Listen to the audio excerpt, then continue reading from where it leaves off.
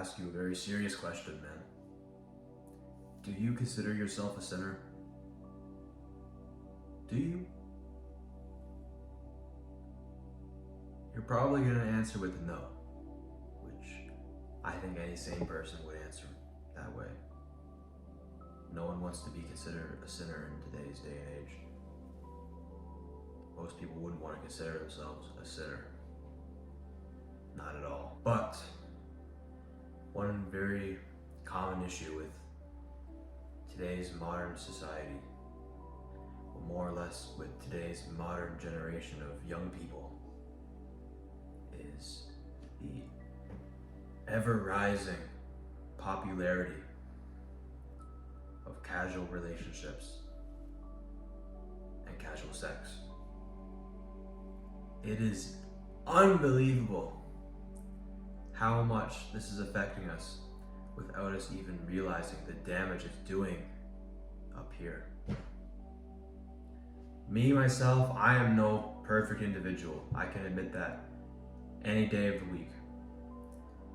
I have had my fair share of times where I have folded under this sexual immorality. I used to have Tinder on my phone, and honestly, I was pretty addicted to it because, well, that goes for any app on your phone. It's designed to be addictive, but I was desperate for that instant gratification that came with this sexual immorality. I have had an experience where I did end up finding some relationships on there which have lasted more than a few months. But aside from that, man, fucking one night stands and fucking just the most degenerate people that you would ever meet in your life were on that app. These dating apps are designed to make you addicted to a very degenerate form of life, which will destroy you mentally, because it's all temporary pleasure that you only experience once, and once it's gone with that person. I think a lot of this also comes to peer pressure that we all experience in our adolescence growing up, from mainly high school, honestly.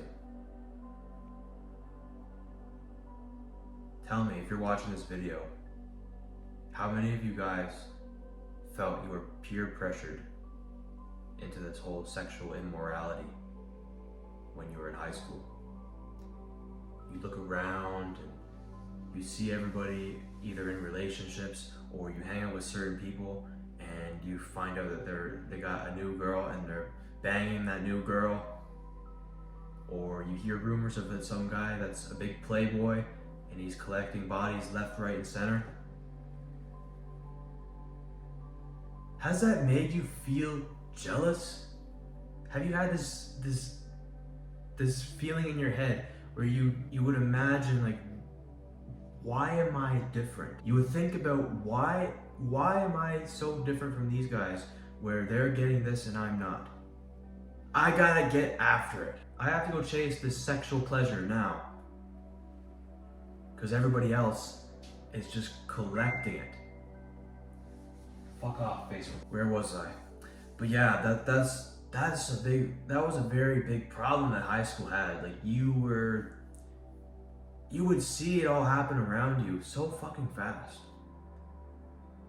I remember I was in grade 8 when these conversations started to happen. I'm so glad that I had a bit of common sense back then and I didn't fall for that desire. I knew I was too young at 13 fucking years old to be partaking in that activity.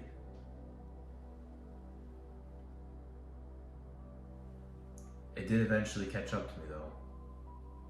And I'm sure the same thing can be said for a lot of you guys as well watching at home. One thing I am very proud of myself for doing is actually waiting to get a girlfriend before taking part in this activity. Before taking part in sex, I made sure I had a girlfriend and I was with her for a while, instead of just going on Tinder and losing it to a one-night stand with a random woman. A woman with way too much experience is only in it for that activity, instead of being in it for me, and me being in it for her. But even then, I still ended up cutting ways with that relationship because, for one, our goals didn't line up, and for two, I was honestly dating for the wrong reason.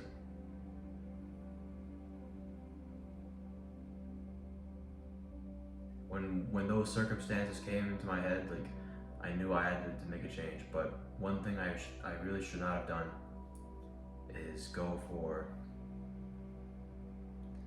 sexual immorality more.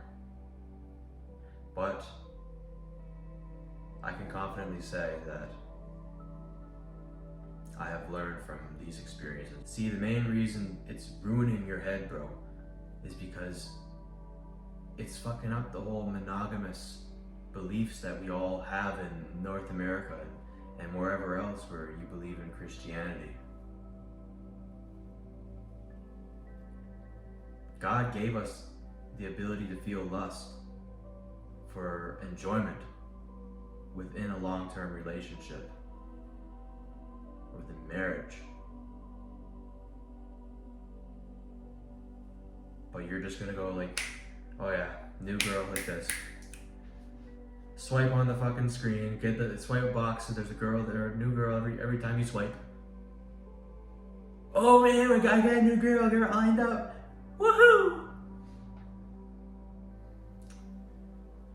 Fucking, if you're gonna give in that easily, you're not gonna build up the things that make a relationship strong and meaningful. Like, there's so many things that you have to build up first before going for sex. It's one thing I've learned. You have to build up compatibility. You have to build up chemistry. You have to match values. You have to make sure the proper boundaries are set and in place. And you need experience with one another.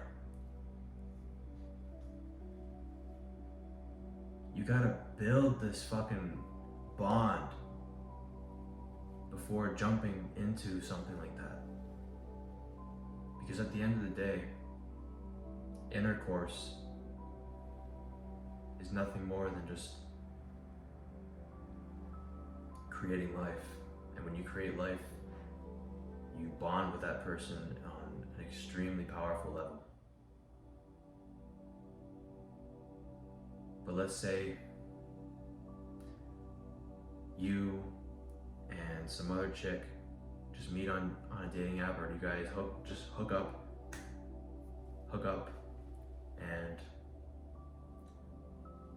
now you guys have this bond created through sex, but there's no bond created through any of the other means of a relationship. Now you guys are both going to be overwhelmed, and the woman is probably going to think that she wasted a part of herself. And honestly, bro, you wasted a part of yourself as well if you partake in that. I'll even admit it, I've lost a part of myself doing that. But this is why I'm making this video, to make sure that you understand the consequences of this kind of ordeal. You gotta stay true to your morals and your virtues if you want a very successful relationship and have standards. Stop giving these women that don't deserve you the attention just because you want to get a quick nut. It's not worth it, man. Have some self-respect. Open up the Bible, a very important one. Or if you're Muslim, or if you follow another religion, just follow your religion, man. Do the right thing. Go find a woman that you're actually going to be compatible with.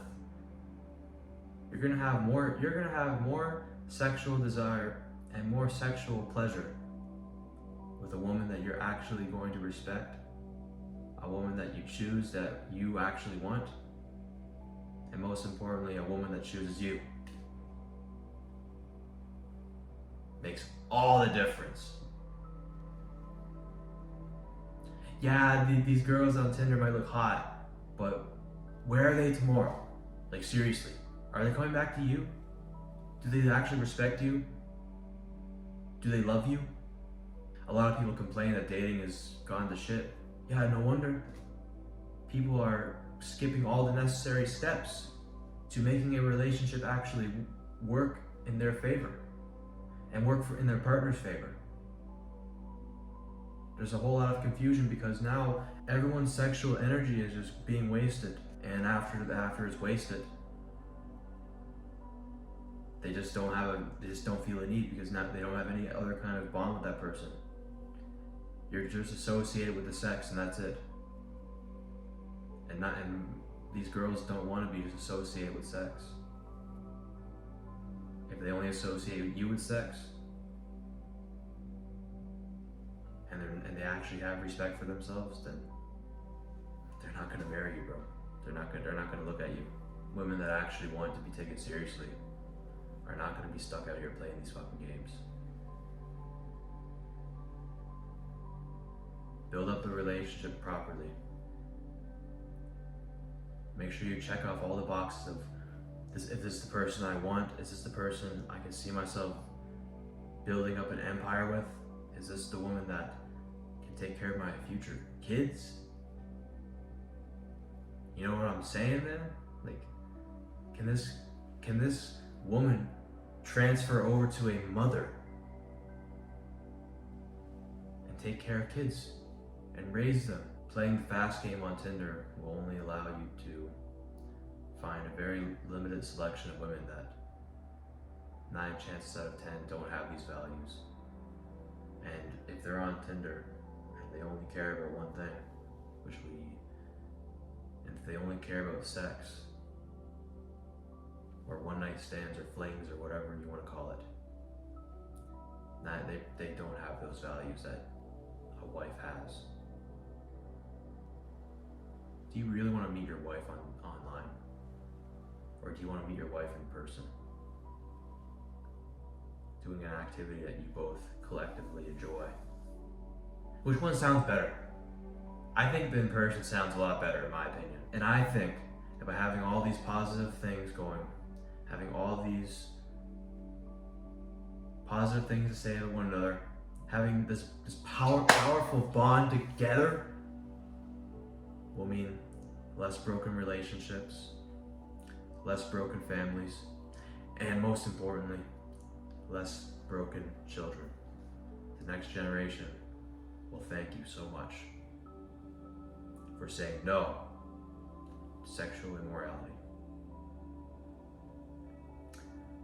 Like and subscribe to the video if you're new for more self-improvement content on your screen. And you have a blessed day. Take care.